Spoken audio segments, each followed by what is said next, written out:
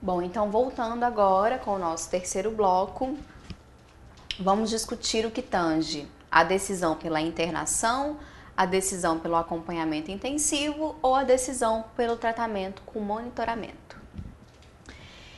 Querer abordar e estratificar a gravidade do risco de suicídio se faz necessário. Tentativas anteriores e a presença de um transtorno mental são dois fatores de risco mais importantes. A pessoa que somente apresenta ideação suicida geralmente tem um risco menos grave. Realizar um planejamento de como fazê-lo e providenciar esses meios são outros critérios de gravidade, conduzindo o raciocínio para uma perspectiva de possível internação. Então, passou desse ponto, chegou nesse aqui e, mais grave ainda, chegou no acesso, a internação se torna algo real, tá? Contextualizar o momento em que a pessoa vive, identificando possíveis motivos para a crise psíquica atual, assim como identificar junto à pessoa se ela considera ter motivos ou razões para viver e qual o peso dessas razões em sua vida também é importante na avaliação. Verificar e acionar a rede de suporte social para participar do processo. Busca-se a comunicação com a concordância do usuário, mas pode haver situações de risco iminente de morte, relacionada ao risco imediato de suicídio, onde a ruptura do sigilo na relação profissional-paciente é justificada dentro das providências para a proteção da vida do paciente. Então, pessoal, atenção! Se há um risco iminente de morte após uma avaliação profissional ou em equipe também, é possível, sim, tá, romper-se com o sigilo da relação profissional-paciente, uma vez que a vida deste encontra-se iminentemente correndo risco de morte, tá? Então, é uma exceção. Quando pensar em solicitar a vaga zero para internação? Quando há impossibilidade de realizar avaliação precisa ou acompanhamento ambulatorial satisfatório, pessoa com ideação, planos e acesso aos planos, especialmente se for imediato ou de modo violento, necessidade de período mais longo de avaliação do paciente, ausência de suporte social, determinação, rigidez em realizar os planos, casos graves com família disfuncional ou sem condições de fornecer suporte, pessoa trazida por terceiros que não colabora na avaliação, agitação psicomotora, importante acionar um profissional de saúde mental do NASF ou equipes de saúde mental do CAPS para discutir em conjunto a melhor condução do caso, né? Porque aí já entra um requisito, né, uma especificidade do campo da saúde mental, né, cujos atores da atenção psicossocial especializada e do NASF entram aí no protagonismo da discussão do caso. Atenção, pessoal, quando houver tentativa de suicídio, obrigatoriamente deve-se realizar uma notificação compulsória imediata, através da ficha de notificação de violência interpessoal autoprovocada, tá? Existe uma portaria que institui isso, a portaria 204 de 2016. E aí eu coloquei o link para vocês, tá? Dessa ficha de notificação de violência interpessoal autoprovocada. Então, eu acho importante vocês terem na memória o número dessa portaria e que ela é instituída, então, portanto, no ano de 2016, no mesmo ano em que há a divulgação deste guia.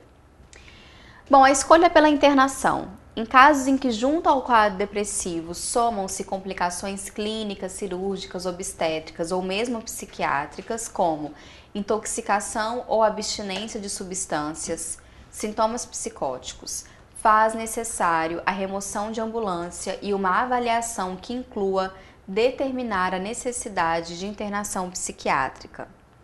No caso em que a pessoa apresenta ideação, planejamento e acesso aos planos, a avaliação da necessidade de internação é imperativa. O histórico de tentativas anteriores, abuso ou dependência de substâncias, impulsividade, rigidez no propósito de se matar, desesperança, falta de suporte social, falta de razões para viver, são elementos que sinalizam a necessidade de uma internação. não deixa de ser uma questão delicada, pois na prática o ambiente de internação hospitalar, onde a pessoa deprimida com risco de suicídio convive com pessoas vivenciando outras crises, pode ser deletéria em casos nos quais o risco que justifica a internação hospitalar é fronteiriço, tá? Então, de fato, há de se tomar cuidado, né, com o tempo de internação e com a real necessidade da internação, porque pode acontecer ali uma identificação, uma projeção, um espelhamento e que o sujeito, então, né, se veja no sofrimento dos outros ou intensifique o seu próprio sofrimento ao ver tantas pessoas, né, em condições ali de perturbação, de crise, de agudização e as suas tentativas e o seu intuito em se matar possam aumentar. Soma-se a isso indisponibilidade de vagas, a pessoa ou sua família recusam a internação hospitalar e se comprometem a cuidar dela no período de crise, entre outros fatores que não possibilitam a permanência no hospital, e a equipe da saúde, da estratégia de saúde da família pode se ver com a responsabilidade de cuidar de casos mais graves, tá? Então, isso também é uma questão a ser avaliada. Acionar os centros de atenção psicossocial da cidade pode auxiliar de várias formas, tá? Então, os CAPs têm um papel fundamental, né, na reflexão, na condução dos casos e na organização de um acompanhamento desse sujeito com tentativas de suicídio. Então, os CAPs, eles podem fazer frequente acompanhamento, até mesmo diário, em regime intensivo em períodos de crise. Quando o paciente apresenta sintomas psicóticos, né, como delírios, alucinações, pensamento desorganizado, a avaliação e o acompanhamento pelo CAPs se faz indicada. Alguns CAPs do Rio de Janeiro são CAPs 3 e, portanto, fazem acolhimento noturno, de modo que a pessoa em crise possa pernoitar no serviço de saúde e contar com acompanhamento da equipe. Importante, o projeto terapêutico singular do paciente pode ser construído dependendo dos recursos disponíveis na área programática, entre CAPs, estratégia de saúde da família e ambulatório, alternando os espaços de atendimento de acordo com o projeto desenhado. Passado o período de crise e risco, o PTS é refeito e é decidido se a indicação de acompanhamento é na estratégia de saúde da família com apoio do NASF, em serviço de atenção secundária ou se será mantido no próprio CAPS, tá? Então, acompanhar aí a evolução desse processo e contar com uma rede de serviços articulados para que o cuidado seja, portanto, integral. A internação domiciliar como possibilidade de tratamento em casos graves, não sendo indicado ou possível, uma opção é a permanência da pessoa em risco em casa, sob vigilância da família.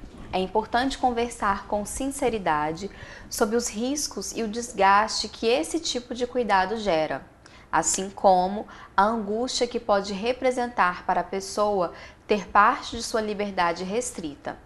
Permanecer a maior parte do tempo em casa, não sair sozinha, não ficar com porta trancada, não ficar responsável pela própria medicação. É preciso construir uma organização familiar para isso, ou mesmo destacar um membro da família que fique à frente, né, desse cuidado. Afastar do trabalho, fornecendo atestado médico, tanto o paciente quanto o cuidador pode ser necessário. Criar um ambiente seguro, protetor, se possível um quarto separado e tranquilo. Remover meios de alta agressão, como cordas, fios, objetos perfuro-cortantes, álcool, medicamentos, drogas, inseticidas, venenos e outros. Garantir um bom sono e auxiliar no controle da impulsividade com o uso de medicações. Estimular que a pessoa faça alguma atividade que ela tem interesse, mas respeitar o limite do que ela consegue realizar. Informar e esclarecer dúvidas ao paciente e sua família, especialmente quem administra a medicação. Dar suporte também à família. Reavaliar semanalmente as ações empreendidas anteriormente, alterando e repactuando o próprio PTS. Agora, um acompanhamento intensivo, né, monitorado. A pessoa em risco grave e internação domiciliar precisará de monitoramento não só da família, mas também da equipe de saúde. Os antidepressivos geralmente demoram em torno de 4 semanas para os efeitos, né, começarem a ser notados. Então, isso aí é um dado importante de atenção redobrada ao sujeito com risco de suicídio. Acionar a rede de saúde mental, dando acesso à psicoterapia, construir intervenções terapêuticas junto à pessoa e à sua rede de apoio, assim como garantir um bom sono e alívio de sintomas de ansiedade. No primeiro mês de tratamento, seja após a internação hospitalar ou internação domiciliar, é recomendado um acompanhamento mais intensivo, onde a equipe tenha contato mais frequente com a pessoa em risco, seja em atendimento ambulatorial, por telefonemas ou por visitas domiciliares. Agora nós temos algumas abordagens terapêuticas para profissionais da atenção primária à saúde. A primeira delas, que já foi citada, é o contrato, né? A cada atendimento, a pessoa com risco de suicídio renovar o contrato de ela estar viva e permanecer viva, diminuindo as tentativas de suicídio. O uso de telefonema na crise pode ser um ótimo recurso. Às vezes a pessoa se fecha, a pessoa não quer conversar, a pessoa não quer falar de si, e às vezes ligar para a pessoa pode ser uma boa maneira de se aproximar dela e constituir um vínculo aos poucos, com paciência, com cautela e cuidado. Temos também a terapia de resolução de problemas, né, elencando aí alguns objetivos, né, e tentando dissolver aí alguns problemas, né, pelos quais o sujeito está passando, buscando possibilidades. Temos a intervenção breve interpessoal, a abordagem familiar, que inclusive é um dos pontos altos da atenção primária à saúde, então, por favor, destaquem a abordagem familiar, e os grupos da atenção primária para prevenção do suicídio e para familiares também. Agora, pessoal, quando o suicídio infelizmente aconteceu, né? O sujeito passou ao ato, o sujeito realmente se matou. E aí, o que fazer?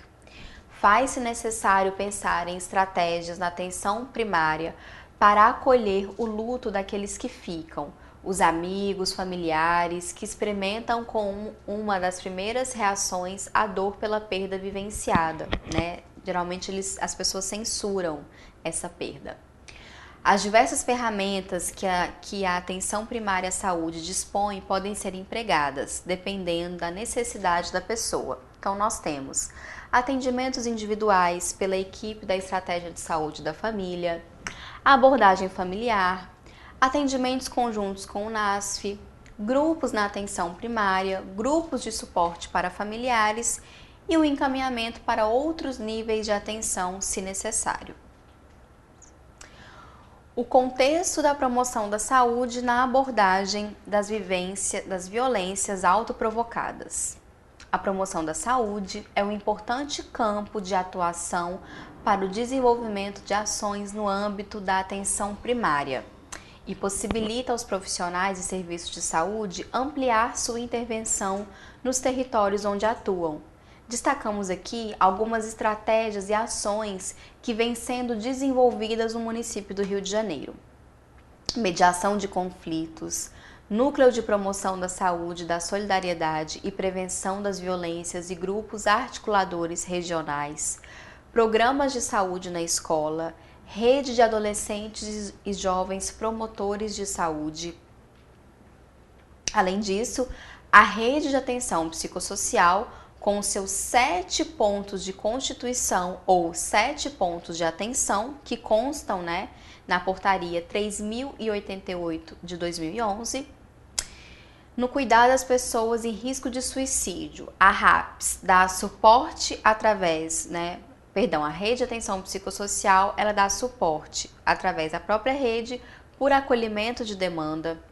Nós temos o NASF como também um recurso a nosso favor, os centros de atenção psicossocial e a atenção de urgência e emergência. Então, dentre os 7 constituintes da RAPS, nós temos O NASF como um ponto importante nesse auxílio, a atenção psicossocial especializada na figura do serviço de atenção psicossocial, que é o CAPS, e a atenção de urgência e emergência, né, constituindo aí o SAMU e as unidades de pronto atendimento. Agora, a notificação das violências autoprovocadas. As violências autoprovocadas compreendem ideação suicida, autoagressões, automutilações, tentativas de suicídios e suicídios. Todos os casos suspeitos ou confirmados de tentativas de suicídio ou mesmo automutilações devem ser notificados. Atenção para isso. Vale lembrar que essas violências são consideradas de notificação imediata, tendo em vista o risco de morte, além da necessidade de informação ágil para os profissionais responsáveis pelo segmento do caso na rede de serviços, ok? Pessoal, encerramos por aqui, né, a leitura e a discussão do guia de referência, né, ao risco de suicídio e prevenção ao suicídio. Desejo bons estudos a todos vocês, né, as provas de concurso, e quaisquer dúvidas eu estou à disposição, e nossa equipe também, através do nosso site, do nosso e-mail ou contato telefônico. Obrigada!